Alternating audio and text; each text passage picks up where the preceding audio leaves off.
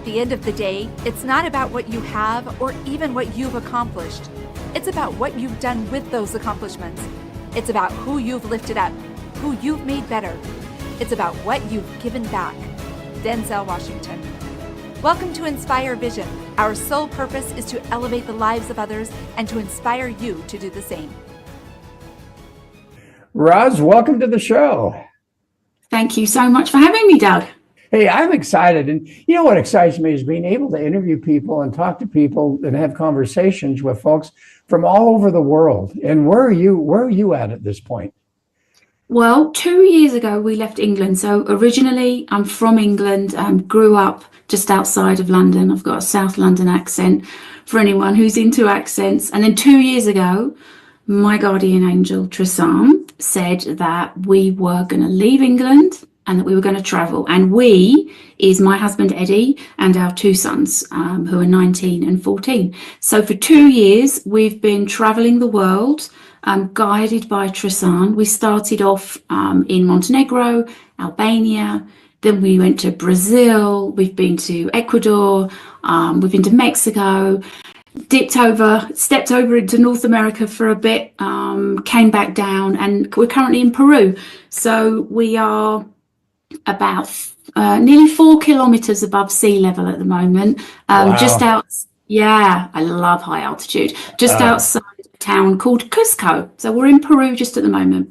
Okay, that's cool. So here's my question that I'd love for you to share with the audience. You know, what I find is there's always a journey in people's lives that get them to the point where we're on this podcast together talking about things.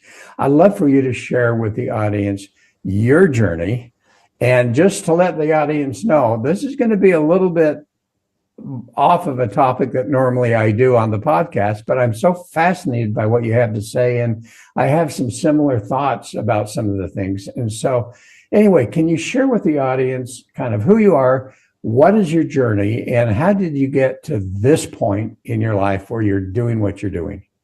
Oh, wonderful. So I am a mum to 2 boys. I'm a wife. I grew up in a very normal suburb just outside of London. My parents separated when I was quite young. I'm the eldest of 3. And my first memories of angels.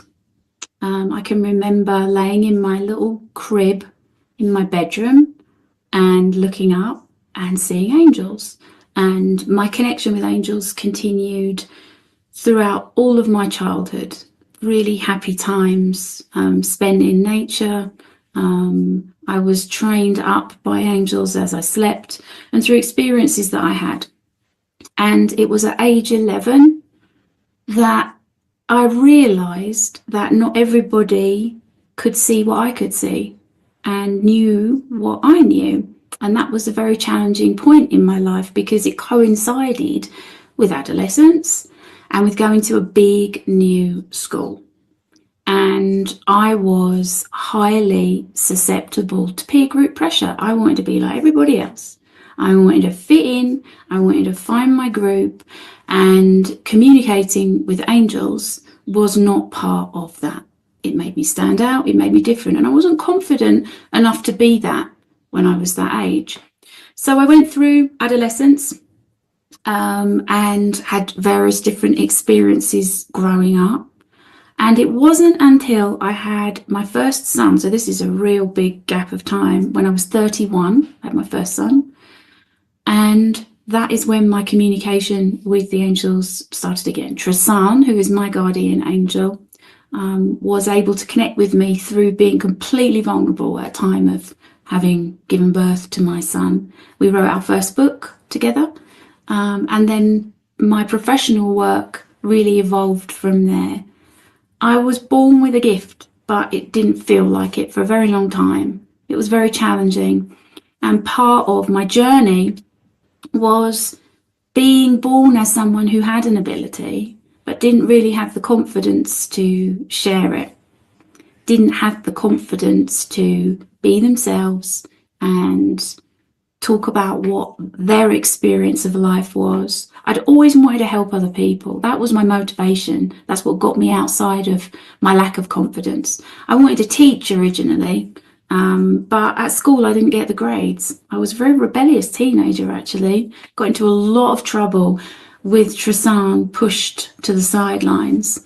And my relationship with Tristan has helped me personally, helps my family, and he gave me the method which I teach others, which is how to channel and communicate with their guardian angels themselves. Because for such a long time I used to do that for people. People would come to me, can you connect me with my guardian angel? Can I have a reading? Can you channel my guardian angel? And it just became overwhelming and an impossible task. And I actually nearly completely gave up, because I thought, I can't do this. It's so many people in the world. How can I possibly connect with all of their guardian angels and help all of them with the messages that the angels want to communicate? And that coincided with the personal development part of me, which was about trying to do everything for other people all of the time and not taking the time to teach people how to do things themselves. So 3 years ago, it was lockdown, COVID. It was such a turning point. My husband had a business in events. He used to help people to set up big IT things in events. There were no events. His business nosedived. And mine did a very similar thing, because I wasn't in a position where I had tools that could help people to help themselves. And we nearly lost our home. We did lose our home, actually. We had to put all of our belongings in a trailer, like a kind of container, shipping container. Yeah. We had to move in with my mum. It was humbling, humiliating, beyond words. And through my vulnerability again, that was where Tristan was able to connect with me. And he said, you've got to do what you're here to do. And I'm going to help you to do it, finally. And that's where the Channel of Clarity method came in. And since then, we've been traveling the world as a family, and I have a really wonderful business where I'm able to support people to channel their own guardian angels, and it supports us as a family. So that's quite a lot. There you go. Of my story. So I'm curious, religious background, theological background at all? Not at all religious, no, not at all religious. And also not from a family of spiritual people. Like, I don't know whether you read Harry Potter or whether this will resonate with your audience, but Harry Potter grew up in a family of muggles, non-magic people, and he just didn't understand who he was, and he was weird and he was different until he found his people. And it was very similar for me. There was no like spiritual grandma, no one to guide me and say, oh, right, great, you've got this gift, this is fantastic. And no religion. My family are actually, one side of my family is from Italy. But there was no religion, nothing at all, no spirituality. Yeah, absolutely an absence of both. Okay, and I come from a very strong theological background, so we're going to have an interesting discussion here. And first of all, let me state, I believe in guardian angels. Theologically, I really believe that we have guardian angels that watch over us, that take care of us, and I believe that that's kind of part of the assignment that they have once they pass on in this life, to be able to be our guardian angels and to help us in many ways. But I will say that and I've known a few people. That literally have been able to see people who have passed on, and whether they were their guardian angels or whether they're just there to communicate love and so forth. So I believe that that can happen. Okay. So from a standpoint of guardian angels, though, and one of the questions I want to ask right up front is that so often I have seen some of these elements, which, and believe me, I understand you have a gift that most people don't have. Okay. So often we tend to rely on others to tell us what to do. And I see that religiously. I see that when we start talking about astrology to some degree, numerology, with guardian angels. And as you're talking, you're sharing that, you have your guardian angel that's kind of telling you what to do. How do we reconcile the fact that, you know what, we have that personal responsibility to move forward in our lives. And I think so often people tend to rely on external areas to help them make decisions rather than taking the personal responsibility to really make those decisions and learn from their mistakes as well as from their successes. So with that long comment, what is it, how do people find their guardian angel? Because, for instance, I've never seen my guardian angel. I believe I have one. When I gain insights and inspiration, I'm not sure that's coming from the guardian angel. It might be from a higher power that I believe in. So how do you help people, number one, to understand how to really start to listen to their guardian angel, how to find them and how to listen, but secondarily, not take away their agency to where they are relying wholly on something else to tell them what to do rather than going through the life experiences that they need to go through? Yeah, such a great question, and something that I agree with completely. So first of all, your relationship with your guardian angel is a collaborative experience. Tristan says you're here to live life together with your guardian angel. It's teamwork. They are here to guide you. They are here to support you. They are here to help you. They are not here to do things for you or to tell you to do things. They do not remove your, as you say, agency. They want to teach you through your relationship with them to trust yourself. And I agree that in this world, there are so many who wish to delegate responsibility to others, to institutions, to authority figures, however you may wish to identify those. And there's a certain amount of delegation of responsibility. It means that perhaps when you do that, you can just say, well, I was doing as I was told, or I think someone knows better than me. It's a very disempowering relationship. Your guardian angel is with you to guide you and to help you through your relationship of trust that you build with them and that you start with yourself. So in terms of connection, the process that Tristan teaches to help people to connect with their guardian angel so that they can communicate with them starts with the awakening of the heart center. Now, you may have heard people speak about this, the heart center, how it's important that the heart center is open. But saying to someone you need to open your heart to something which is completely unknown to you is really the completely wrong approach. And it's guaranteed to fail. Because unless you have trust, the whole process stalls. But you can't tell someone to have trust. You can't say, trust me. You have to demonstrate trust. Trust has to be earned. And trust takes time, particularly when someone enters into a relationship from a place of, as all humans, we've been let down. We've been maybe taken advantage of, or we've put our faith in people and establishments only for that faith to have been destroyed.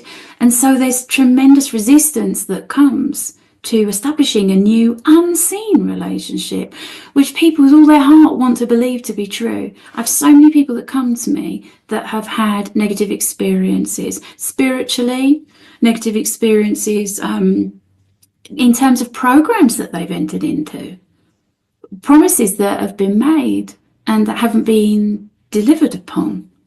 People are heartbroken. I've had people come and say, I don't know if my heart can take another hit.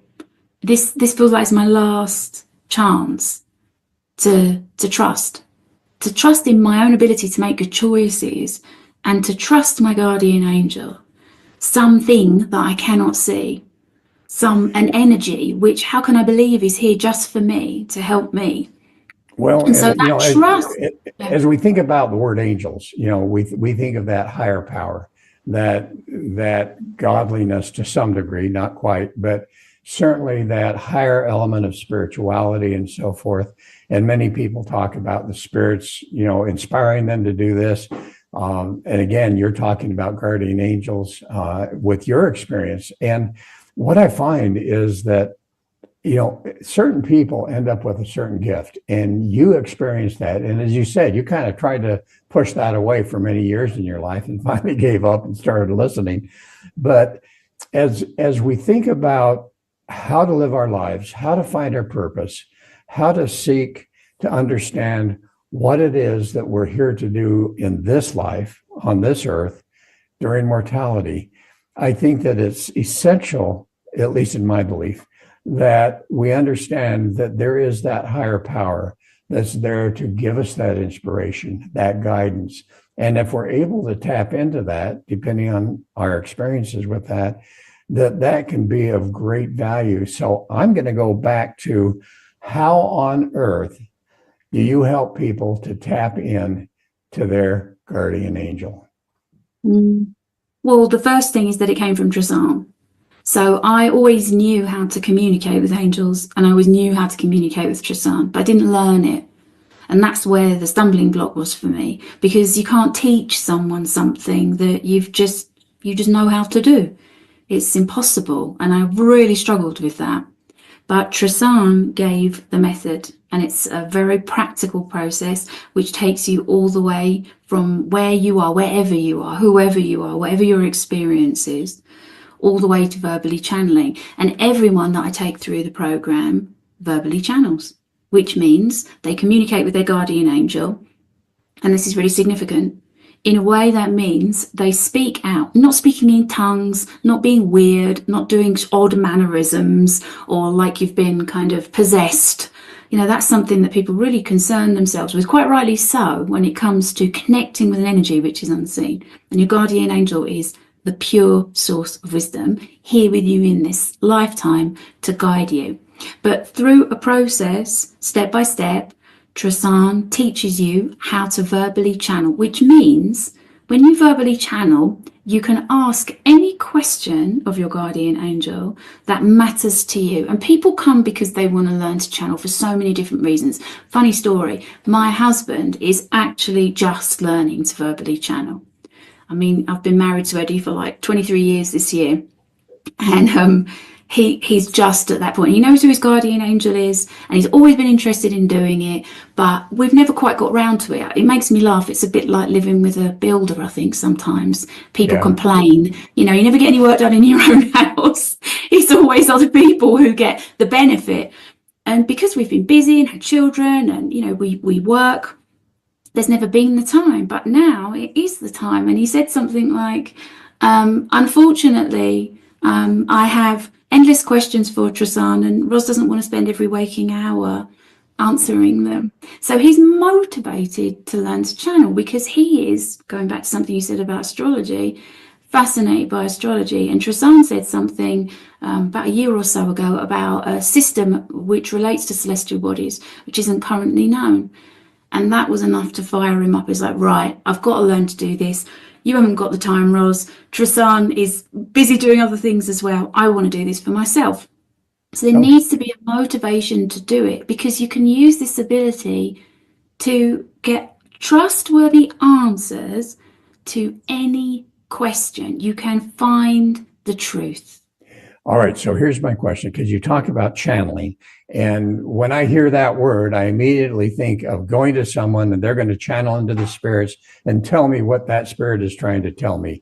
That's not what you're doing, right? No. Channeling is communicating. So the action of channeling is having a connection between you, and you can channel spirits, you can channel many different energies. Channeling your guardian angel through the channel of clarity, which Tristan teaches, which is a secure and established channel of communication only between you and your guardian angel, means that you communicate. You ask a question, you receive an answer, and you are taught to verbalize that answer in a way that you can record. So you learn to speak out what your guardian angel says, their answer. Which means, and the reason I teach that is because when you learn to channel your guardian angel, you do not influence the information that comes through. That's point one. And the second point is that you are given guidance, which you then go and apply to your life. It's not wishy-washy, vague stuff which is kind of speaking in confusing ways that's difficult to understand. I teach people how to ask questions and then they get the answers, and this is what's important about channeling, which you can apply to your life, which Okay. And gives you the so, validation and the proof that is yeah. so absent from so many different modalities, in And my I like opinion. the word communicating, and I like the fact that you kind of correlated that with communication. So, one of my personal experiences and what I've been taught and understood through my years is, as I think about that higher power and seeking what I would call the spirit to be able to inspire me along certain ways, what I have discovered, and I think most people who have done that understand this, that oftentimes we gain that inspiration, we apply it, and wow, it doesn't work.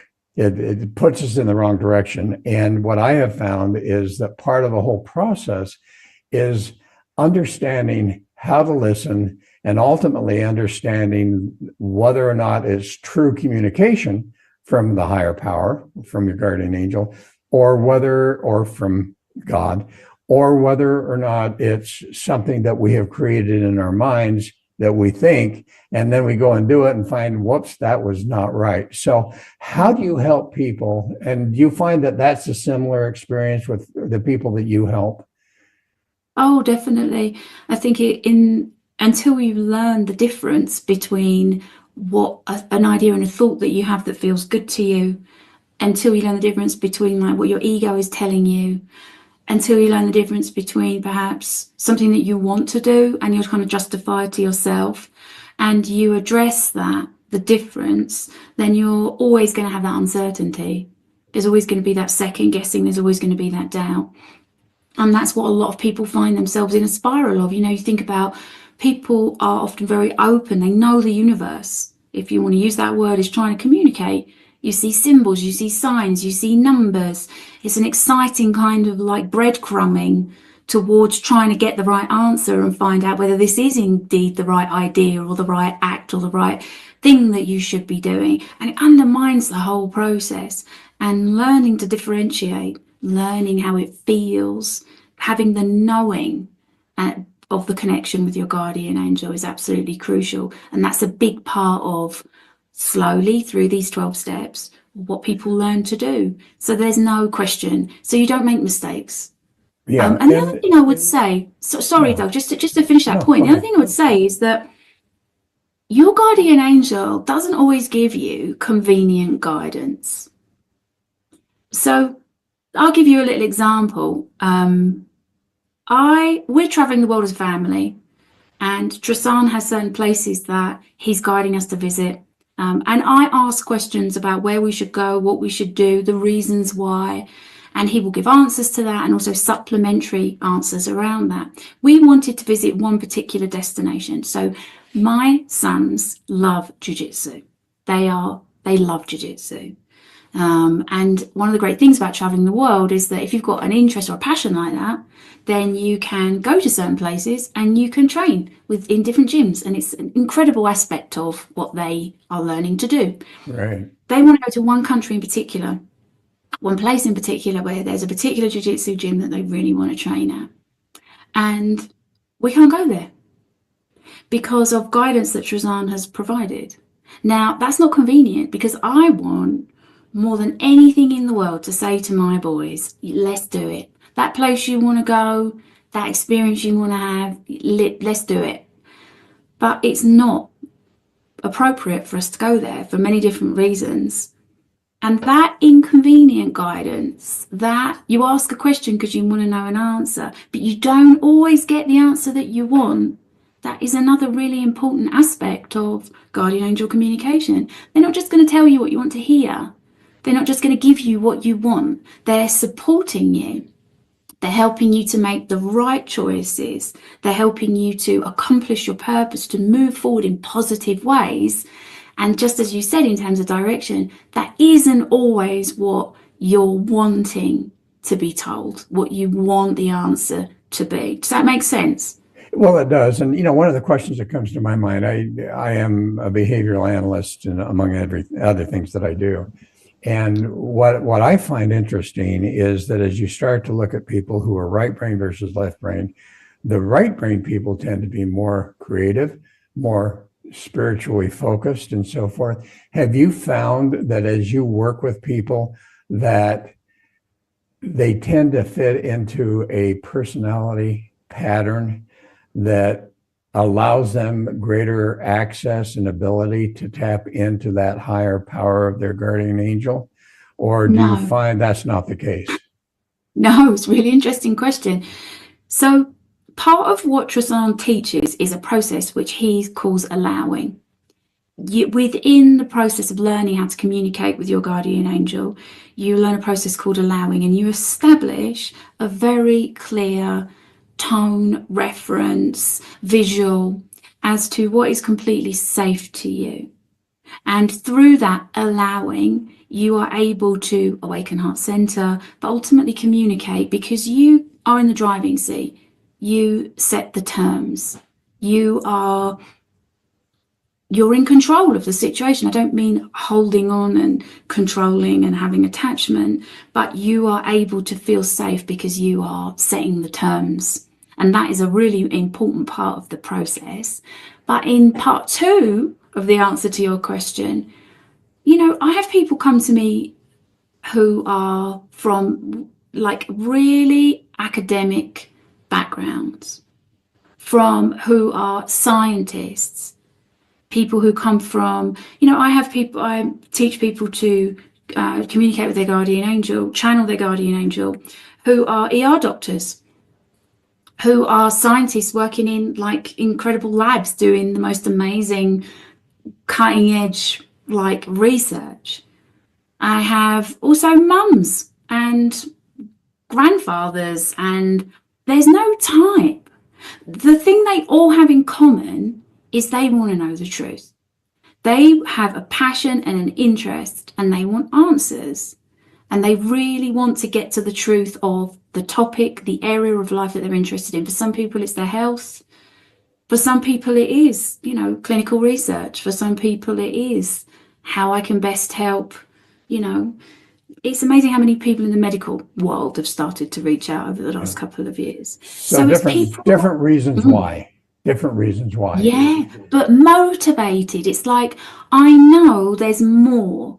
I know that there's more information that is hidden from us, that we don't know, that we don't have access to. And I want to communicate with my guardian angel so that I can understand that. I can find out, I can discover the truth, and I can apply that. So they're passionate, and that's exactly what your guardian angel can help you to do. It's just jaw-dropping in terms of what's possible and in terms of what people are doing with this ability. And so, you kind of skirt around what you've been taught and what your guardian angel teaches is the methodology to get in touch with and discover and communicate with your guardian angel.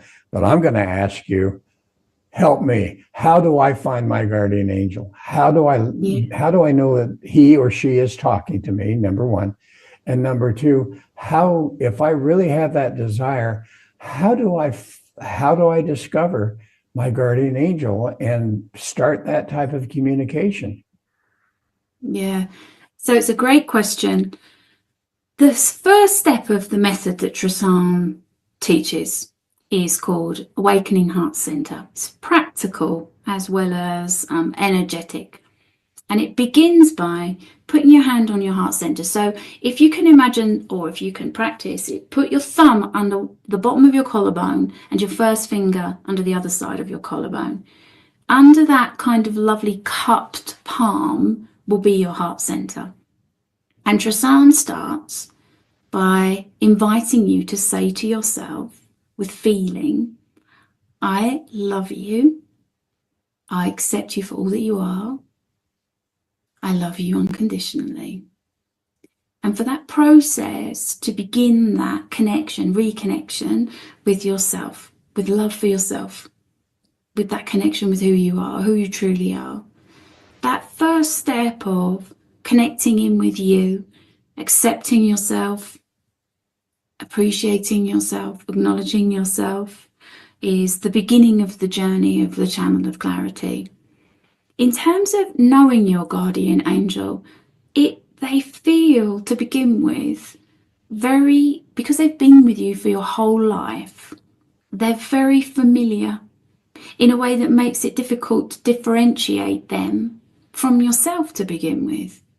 Because they've been with you ever since you were conceived. The moment of conception is when your guardian angel connects with you. And even if humans aren't physically born, they have a guardian angel with them from the moment of conception.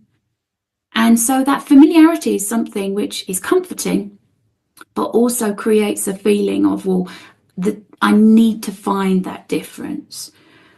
Connecting with your guardian angel is something that might be helpful to you in terms of thinking about their role and also what they look like. Their role is to help you to fulfill your purpose. That's your guardian angel's role. They hold the energy of all of your life purpose strengths, and they're with you to help you to fulfill your purpose. And I'll add on the extra piece, which is important for you to acknowledge, because some people find that very difficult to accept, to understand, as this divine angelic being. Why? Why are you with me? To help me? Little old me, who's not really that special, doesn't feel as though they've got anything remarkable to offer to the world, but has. And your guardian angel is with you to help you to fulfill your purpose so that you can contribute positively to the expansion of the universe. We're all here to make a meaningful contribution. We're all here and that's what your guardian angel is, here to help you to do. And in terms of what they look like, angels are often depicted in a very personified form. When you think about angels, you think about Archangel Michael very often, a really kind of handsome, muscular, slightly long brown-haired man with wings and a sword and a shield. And that personification is helpful in the sense of creating connection, because when we have a reference to what something that we don't see looks like, and it's something that's familiar to us, then it helps with that relationship. Your guardian angel and all of the angels are energetic beings. Your guardian angel has never been physical. Your guardian angel is not a loved one. You can have loved ones with you who are guiding you and supporting you through your life, but they are not your guardian angels. Your guardian angel is concentric bands of light, and each band relates to an area of your life. Each band's vibrational frequency is a color, which has a unique meaning to you. And when you connect with your guardian angel, you begin to become aware of your life purpose strengths, the things that you might consider in some cases just to be the way you are. But when you understand and have confidence in what they are and how you can express them in your life in order to fulfill your purpose, they take on an entirely new meaning.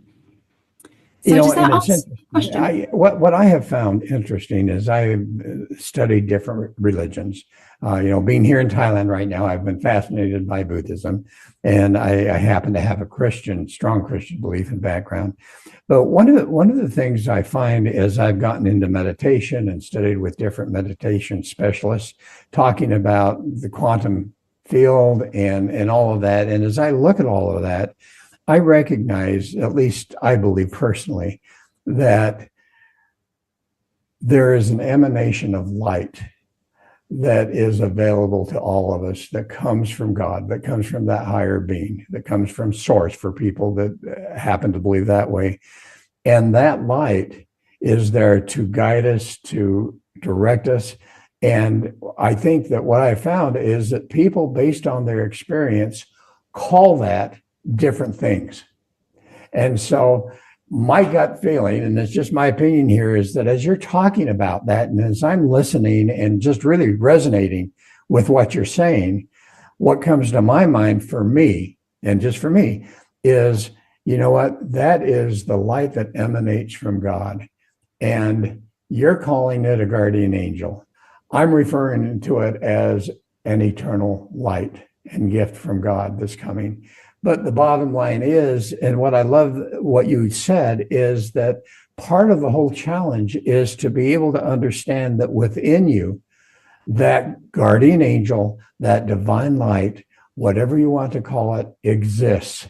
And as you learn to listen and understand that it's there to as a gift to guide us, and truly, I believe the way you do, that we all have a purpose. There's a reason why we're here. And there's many reasons why we're here, but I really believe one of the key ones is that we have a purpose in some way to not only affect our own lives, but to touch the lives of others. Yeah, I agree. Absolutely. The source is a word which is often used. The central light in the middle of a guardian angel and the central light in the middle of the archangels, the central light that is your heart center light, they're all connected. They all come from source. They're what connects us all. So any stories that you can share with the audience as far as how you've worked with someone who was really struggling in their life, and by helping them to understand and by them taking the ability to really tap into that inner source, that guardian angel, that inner light, that it literally has changed their life, and you've been able to observe that? Yeah, I mean, as you're speaking, there's lots of different people that come to mind, people that have found their purpose, which has led them to changing their career paths, their health, navigating health challenges, knowing what is the right thing for them to be doing. But the one that stays in my heart all of the time is a wonderful guy. And he found love, a meaningful partnership, a life partnership in his later years when he really didn't believe that it was possible. Because, health is, of course, is like the priority. And after that, you can have all the money in the world. You can have all the businesses, you can have all the clothes and cars and whatever else. But it's sharing it with someone that you love. It's having a meaningful relationship. I think that is the most powerful experience that we can have here in this lifetime. And through channeling his guardian angel, one of the steps that we take in a Channel of Clarity method is creating the story of your life. So it's in module 10, I think, out of 12 modules. And when you first introduce this to people and you say, right, I want you to think about something that you really want to create with your guardian angel, something that matters to you, something that's important to you, and to form a picture of that, just a snapshot moment. It's not about manifesting some real long, complicated situation. It's just like the essence of what you really want. And ask your guardian angel to help you to create that. And every time I take someone through the mental program, we do the same thing. And it's like pretend. It's like, oh yeah, okay, this would be a fun little thing to do. But these outcomes become reality because you're telling your guardian angel what's in your heart, the essence of what you truly want. And this lovely guy unexpectedly met the love of his life in his later years. And they lived together and they traveled together. And they appreciate each other because they were looking for each other for their whole lives. And it's all through allowing, which is understanding what's completely safe to you, which is what you are open to receive through communicating with your guardian angel. That can't be contained. And so it spreads into other areas of life and it brings to you the relationship that you want. So that's the one that stands out the most. When all hope was lost, it was laughable to him. It's like, really? Like now? Like no? And he's now living with him, traveling. They go on cruises. It's all very glamorous. So that's the story that for me, that's the most. There's other, maybe more impressive stories that I could share, but that's the one that I always turn. That's the most important one to me. Well, and what I find interesting is that when we listen, and I've personally experienced this, that when we actually take the time to listen, and then follow that guidance, we start to experience amazing things in our lives. And I think that is such an important message for people to understand, that as they seek that inner light, as they seek that guardian angel in their life, that guidance that is there from source, that literally, as they learn to listen, that they're going to experience a different type of life. So as we close, and time has gone by so fast, but as we close, Yes. what would be that final message that you'd like to share with the audience? Yeah, thank you. I mean, your guardian angel is with you to help you to fulfill your purpose. And if you're someone who wants truth, if you're someone who wants trustworthy answers, if you want to stop struggling and trying to do everything on your own and live life with a guide who loves you and wants to help you and exists only for you, then it isn't such a great reach. I'm helping people now more than ever that you would never suspect to be the types of people that would be interested in communicating with their guardian angels. And if you remove the guardian angel component from the thought that you can access trustworthy answers and guidance and find the truth to what truly matters to you, then it becomes a much more real life example of what's possible for you. And there are people in all different fields, all different ages, all different situations in life that are accessing this truth, and it is there for you.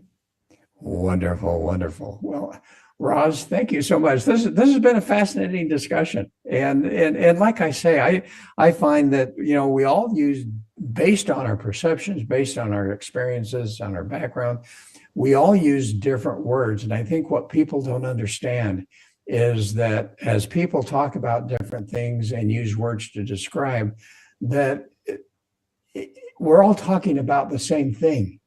We're all talking about the same thing. It's just that we are using different words based on our experience. And so what you've talked about today, as far as being able to tap into that inner light, and what you refer to as that guardian angel, and to be able to learn to listen, to communicate and understand, I know personally that it changes lives. And so thank you so much for being on the show and being willing to be transparent and share. You're so welcome, Doug. It's an absolute pleasure and an honor. Thank you for having me. Thank you. And folks, thanks for listening. I hope this has been meaningful for you and kind of inspirational, and causes you to develop a greater sense of curiosity about your own life and how you can tap in to that guardian angel. So anyway, this is Dr. Doug saying thanks for listening. Hope you'll join us again soon, and namaste.